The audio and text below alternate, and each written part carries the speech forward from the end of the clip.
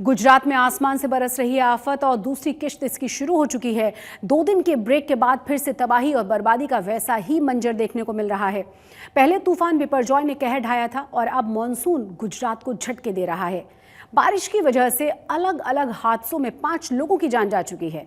कई लोग घायल हो चुके हैं। कई गांवों के संपर्क बाढ़ की वजह से पूरी तरह से टूट चुके हैं। लेकिन आगे के 5 दिन अभी और राहत के आसार नहीं हैं। मॉनसून की दोबारा एंट्री ने फिर मचाई तबाही। राजकोट में एक साथ ढह गए 6 मकान, 3 की मौत, 5 घायल। जूनागढ़ के दामोदर कुंड में डूबने से बच्चे की मौत। बारिश से कई जगह बाढ़ जैसे हालात। गुजरात के कई गांवों का कटा कनेक्शन। गुजरात में चल रहा है मानसून की तबाही का सेकेंड राउंड। 2 दिन के ब्रेक के बाद से फिर से तबाही और बर्बादी का वैसा ही मंजर दिखने लगा है। पहले तूफान बिपरजॉय ने कहर ढाया, अब मानसून झटके दे रहा है। नतीजा ये है कि राजकोट में 100 साल पुराने 6 जर्जर मकान एक साथ ढह गए। कई जिंदगियां मलबे में दफन हो गई। आनन फानन में रेस्क्यू ऑपरेशन शुरू किया गया। 5 लोगों को मलबे से जिंदा निकालने में कामयाबी मिली, लेकिन मलबे में दबे 2 बच्चियों और एक बुजुर्ग की मौत हो गई।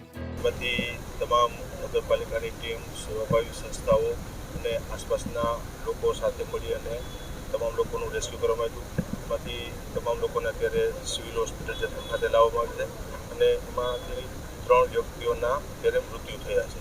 એટલે 2 નાની બાળકીઓનો સમાવેશ થાય છે અને એક મોટી ઉંમરના 3 વ્યક્તિઓનું મૃત્યુ થયું છે, જ્યારે 5 વ્યક્તિઓની ટ્રીટમેન્ટ નાની મોટી જાતિની સારવાર ચાલી રહી છે. ખૂબ જ હેતુ માટે દુઃખદ ઘટના છે.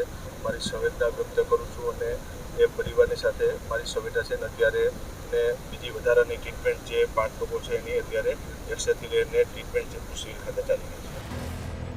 आसमान से लगातार खतरनाक जल प्रहार हो रहा है। खेड़ा के असामली में दीवार गिरने से 4 लोग दब गए। 3 की हालत गंभीर बताई जा रही है। जूनागढ़ में 2 साल का बच्चा दामोदर कुंड की सैलाब में डूब गया।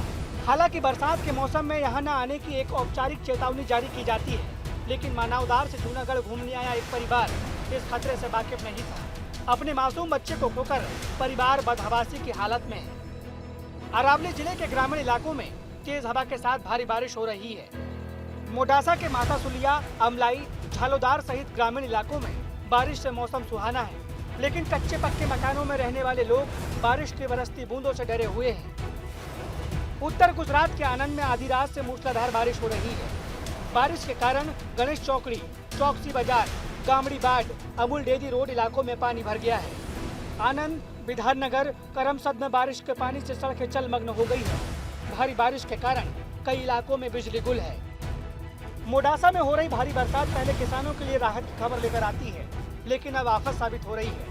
गोभी, मूंगफली और सोयाबीन की फसलें भारी बारिश से खराब हो रही है।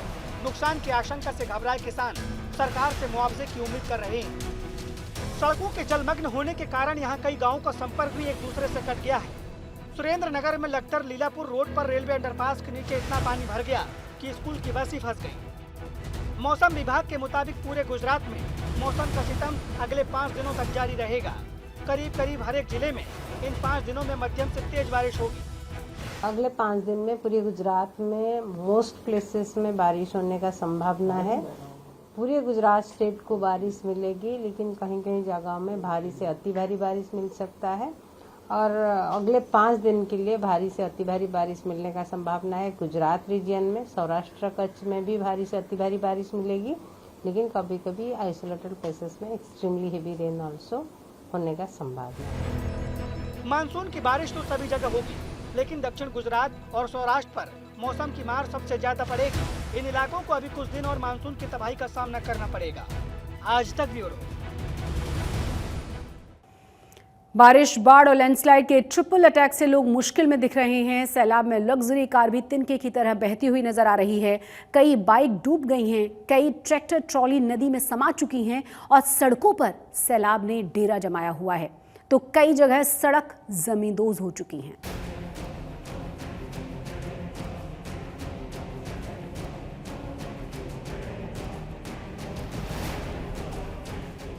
मुंबई तेरी ये कहानी, हर बारिश पानी पानी।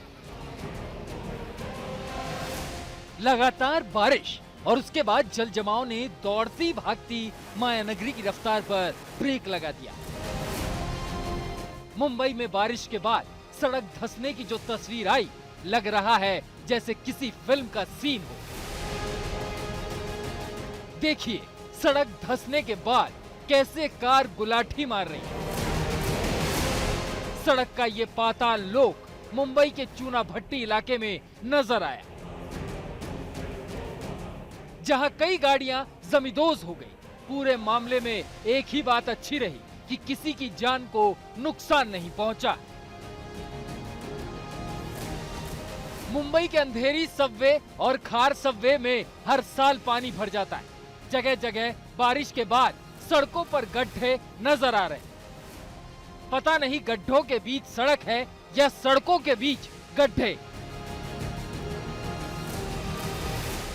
बीएमसी हर साल मुंबई में नालों की सफाई और पानी की निकासी के लिए करोड़ों रुपए पानी में बहा देती है, लेकिन मुंबई की सूरत नहीं बदलती। हर बार बीएमसी जनता के सामने एक्सपोज हो जाती है। मुंबई में ऐसे कुछ इलाके हैं जो दशकों से पानी से भरे हुए रहते हैं, मगर प्रशासन कोशिश करती रह जाती है, मगर जल जमाव की स्थिति सामने उत्पन्न होती है। मुंबई का अंधेरी सबवे ये वो इलाका है जो मुंबई में सबसे महत्वपूर्ण भी माना जाता है, क्योंकि अंधेरी एक ऐसा इलाका है जहाँ पे बहुत सारे लोग काम करने आते हैं। अंधेरी ईस्ट को अंधेरी वेस्ट से जोड़ता है ये इलाका। वहीं सबवे में हर साल थोड़ी सी बारिश होते ही जो है वो पानी भर जाता है और लोगों को घंटों तक रुकना पड़ता है, क्योंकि जब तक पानी नहीं निकलता तब तक गाड़ियाँ जो है वो पास नहीं हो पाती। बारिश की वजह से गुजरात की ज्यादातर नदियों का जलस्तर बढ़ने लगा है। कई जगहों पर तो लोगों को बचाने की नौबत तक आ गई है। मॉनसून के तेवरों को देखते हुए सरकारी एजेंसियों को अलर्ट पर रखा गया है। पहले बारिश का सामना कर रहे राज्यों में कैसे हैं हालात, जरा देखिए इस रिपोर्ट के जरिए।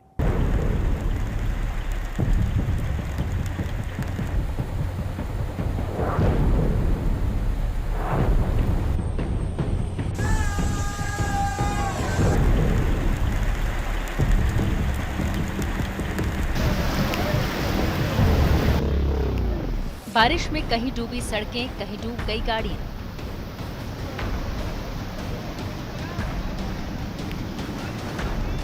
कहीं लोगों का पैदल चलना हुआ मुश्किल, तो कहीं नदियों और नालों में आया उफान।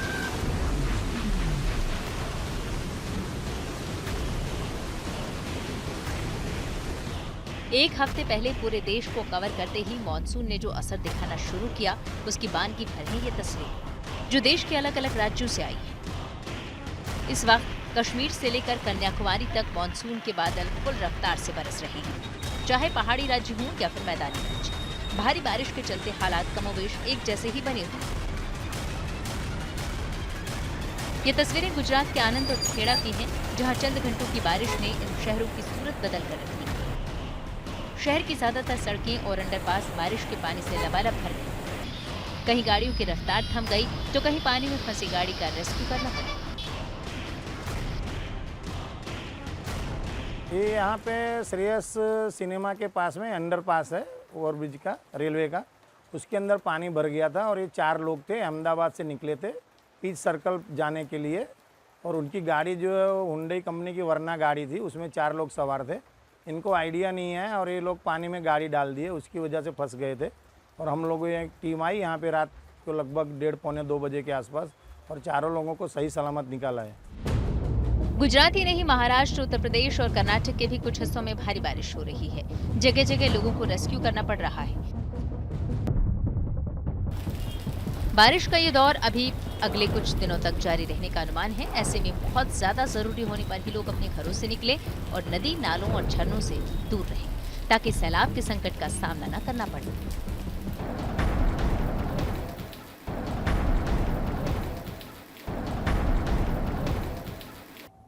मॉनसून की बारिश ने गुजरात के सबसे बड़े बस डिपो की हालत भी बुरी कर दी है। सूरत के इस बस डिपो में पानी और कीचड़ इस कदर भरा हुआ है कि चलना फिरना भी यहां पर बड़ा मुश्किल है।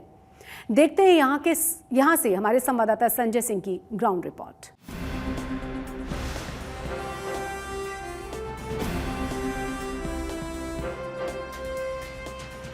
स्वच्छता सर्वेक्षण में अव्वल नंबर पर आने वाले सूरत के दिव्य दर्शन कीजिए। ये है गुजरात की आर्थिक राजधानी का सरकारी बस डिपो। यहाँ विकास का पहिया कीचड़ में धंस गया है। सरकार और प्रशासन के दावे बारिश के जमा गंदे पानी में डूब गए हैं। गुजरात सरकार का गुजरात की सरकारी बसों के लिए सबसे बड़ा बस डिपो सूरत में है और हम इस वक्त वहीं मौजूद हैं और इस बस डिपो की बरसाती मौसम में क्या हालत है हम आपको अपने कैमरे के नज़रिए से दिखा देते हैं। देखिएगा आप, यहाँ आप देखेंगे तो यहाँ पर जलभराव की स्थिति बनी हुई है। ये जितनी यहाँ सरकारी बसें खड़ी हुई हैं सारी की सारी पानी और कीचड़ में यहाँ पर खड़ी हुई हैं। यहाँ जो रहने वाले कर्मचारी हैं वो भी इसी कीचड़ से आते जाते हैं। ये पूरा बस डिपो है। गुजरात के सबसे बड़े बस डिपो की बदहाली की तस्वीरें देखते जाइए। ये देखिए, बाहर से एक बस डिपो में आई तो ड्राइवरों का स्वागत गंदे पानी में हुआ। कोई और रास्ता था ही नहीं तो ड्राइवर साहब ने भी गंदे पानी में छलांग लगा दी। कंडक्टर साहब कैसे अपने पॉलिश किए हुए काले जूतों को कीचड़ से बचाते हुए निकल रहे हैं वो भी देखिए। हालांकि कीचड़ से बचने की सुविधा यहाँ के मैकेनिक के पास नहीं है। अब जरा इन भाई साहब को देखिए जो अपनी किस्मत को कोस रहे हैं कि नौकरी मिली तो गुजरात रोडवेज में क्यों मिली, और अगर गुजरात रोडवेज में मिली तो सूरत बस अड्डे पर क्यों मिल गई। जरा सा पैर फिसला तो हाथ पांव टूटने और अस्पताल में बिस्तर पकड़ने में देर ना लगेगी। देखिएगा, ये जो कर्मचारी हैं वो यहाँ पर बस मरम्मत करने का काम करते हैं, जो इस कीचड़ में इस रैंप के नीचे घुस रहे हैं और बस को मरम्मत करने के लिए जा रहे हैं। नीचे आप देखेंगे रैंप पे कीचड़ के अलावा कुछ भी नहीं है। ये गुजरात सरकार के सबसे बड़े बस डिपो की तस्वीरें हैं और देखिए किस तरह के हालात यहाँ पर बने हुए हैं। ये सरकार की बेदरकारी कहेंगे, सरकार की लापरवाही कहेंगे कि देखिए किस तरह से जो कर्मचारी हैं यहाँ पे कीचड़ में काम करने के लिए मजबूर हैं। इनकी ये पीड़ा सुनने वाला यहाँ पर कोई नहीं है। इस बस डिपो में रोजाना 150 से ज्यादा स्टेट ट्रांसपोर्ट की बसें फिटनेस और रिपेयरिंग के लिए आती हैं, लेकिन इस बस डिपो की फिटनेस और रिपेयरिंग कब होगी कोई नहीं जानता। हालांकि सूरत बस डिपो की सूरत हमेशा ऐसी ना थी। सूरत मेट्रो और मल्टी मॉडल ट्रांसपोर्ट हब का काम होने की वजह से ऐसे हालात बन गए। गुजरात का सबसे बड़ा बस डिपो है जहाँ के कर्मचारी कीचड़ में दिन रात काम करने के लिए मजबूर हैं और ये इसके लिए जिम्मेदार कोई है तो कह रहे हैं कि ये मेट्रो प्रोजेक्ट वाले लोग हैं जिन्होंने अपने प्रोजेक्ट की मिट्टी की खुदाई तो की और वो मिट्टी यहाँ पर डाल दी।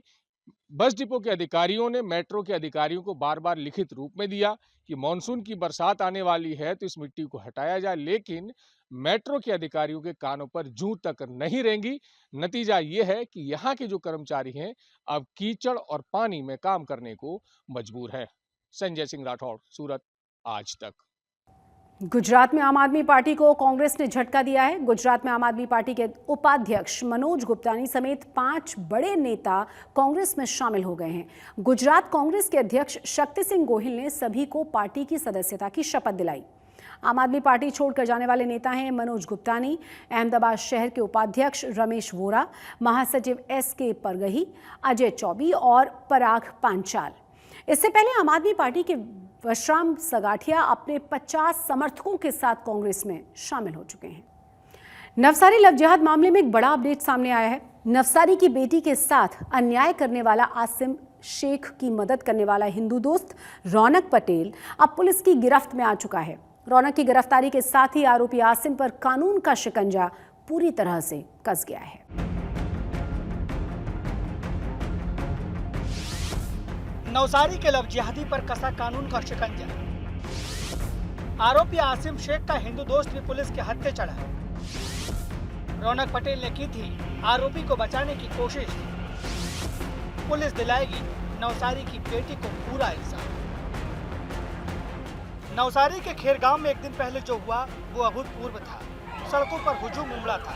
लव जिहाद का एक आरोपी सड़क पर कान पकड़कर उठक बैठक कर रहा था, लोगों से हाथ जोड़कर माफी मांग रहा था। नवसारी के मुस्लिम भी पुलिस पर फूलों की बारिश कर रहे थे। नवसारी की बेटी को धोखा देने वाले आरोपी की परेड पहली बार पुलिस ने जनता के सामने कराई थी, लेकिन अभी इंसाफ अधूरा है। नवसारी पुलिस ने खेरगांव के लव जिहादी पर कानून का शिकंजा पूरी तरह कस दिया है। अब उसके हर जुर्म की सजा देश की अदालत करेगी। आरोपी आसिम शेख को मदद करने वाला हिंदू दोस्त रौनक पटेल भी अब पुलिस की गिरफ्त में है। रौनक पटेल वही शख्स है जिससे आरोपी ने पीड़ित लड़की की शादी करा दी थी ताकि वो कानून के चंगुल से बच सके, लेकिन आसिम शेख की गिरफ्तारी के साथ उसकी हर चाल नाकाम रही। आज उस रौनक पटेल रहे बिल्ली मोरा, उसकी भी आज धरपकड़ कर दी गई है। रौनक पटेल का मुख्य रोल ये है कि ये असीम निजामिया से वो लड़की के साथ अगर शादी करता है तो हिंदू मुस्लिम के हिसाब से कॉमन वैमनस्य होने के कारण तूफान भी हो सकते हैं, और अगर सामाजिक रीत से भी कोई उसको स्वीकार नहीं करता है, उसकी आइडिया से उसने अपने जो ये 302 का आरोपी है रौनक पटेल और उसका दोस्त भी है, उसको मोहरा बनाकर उसके साथ लड़की को शादी के लिए राजी करता था। लेकिन लड़की ने जब मना किया तो उसको फैमिली मेम्बर को मार डालने की धमकी दी असीम ने। तो लड़की के साथ ज़बरदस्ती एक वकील बहन की मदद से रौनक के साथ शादी करा ले। बल्लारेश्वर महादेव मंदिर है नवसारी में, वहाँ उसकी शादी करा दी गई और उसको ये आश्वासन दिया गया कि थोड़े दिन के बाद में उसके साथ डिवोर्स करा के अपने साथ में रहेंगे। आपको बता दें कि मुंबई से गिरफ्तारी के बाद लव जिहाद के आरोपी आसिम शेख को पुलिस ने 10 दिनों की रिमांड पर लिया है। आसिम पर एक नाबालिग को प्रेम जाल में फंसाकर उसका 5 सालों तक शोषण किया, लड़की के अश्लील वीडियो बनाकर रेप और ब्लैकमेल करता रहा। जब उसे पकड़े जाने का भय हुआ तो उसने अपने दोस्त रौनक पटेल से लड़की की एक मंदिर में जबरन शादी करा दी। पुलिस को अब मंदिर के उस पुजारी की भी तलाश है जिसने पीड़िता और रौनक पटेल की शादी कराई थी। अभी तपास में ऐसा मालूम हुआ है कि जो बल्लारेश्वर मंदिर है वहाँ काफ़ी शादियाँ होती है और इसके बारे में भी वहाँ के जो महाराज है उनको बुलाकर पूछताछ की जाएगी। पुलिस की जांच में अब तक पता चला है कि आसिम शेख लड़की को जबरन इस्लाम कबूल करवाना चाहता था। लड़की को ये मंजूर नहीं था, इसलिए उसने लगातार प्रताड़ना और ब्लैकमेल के बाद पुलिस में शिकायत दर्ज कराई थी। नवसारी पुलिस जिस तरह आरोपियों पर सख्ती बरत रही है उससे तो ये साफ है कि अब उसका कानून से बचना नामुमकिन ही है। नवसारी से रौनक जानी के साथ आज तक ब्यूरो। अमरनाथ की पवित्र गुफा में बाबा बर्फानी के दर्शनों के लिए गुजरात समेत पूरे देश से श्रद्धालु यात्रा में शामिल हो रहे हैं। अमरनाथ यात्रा के पहले 5 दिनों में ही करीब 70,000 श्रद्धालु बाबा बर्फानी के दर्शन कर चुके हैं। गुजरात के भक्तों में इस साल बाबा बर्फानी के दर्शनों का अलग ही क्रेज नजर आ रहा है। अमरनाथ यात्रा में श्रद्धालुओं की बम्पर आमद। अभी तक पहुंचे 70,000 श्रद्धालु। किए बाबा बर्फानी के दर्शन। अमरनाथ यात्रा के पहले 5 दिन श्रद्धालुओं की संख्या में बम्पर बढ़ोतरी साफ इशारा कर रही है कि ये तो बस अभी झांकी है।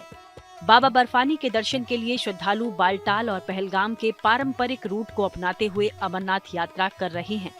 जैसे जैसे यात्रा आगे बढ़ रही है उसी के साथ शिव भक्तों में भी उत्साह और जोश बढ़ता जा रहा है।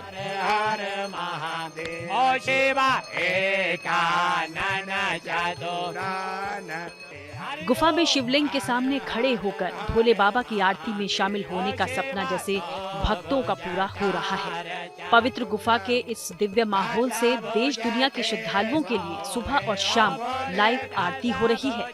अमरनाथ यात्रा के पहले 5 दिन के दौरान 70,000 श्रद्धालुओं की आमद खुद में एक बड़ी बात है। बीते बुधवार को 18,354 तीर्थयात्री पवित्र गुफा पहुंचे, जो एक रिकॉर्ड है। इनमें 5,146 महिला तीर्थयात्री भी शामिल हैं। इन आंकड़ों के और ज्यादा बढ़ने की उम्मीद है। कहा जा रहा है कि आने वाले 1 हफ्ते में अमरनाथ गुफा पहुंचने वाले श्रद्धालुओं की संख्या 1 लाख पार जा सकती है।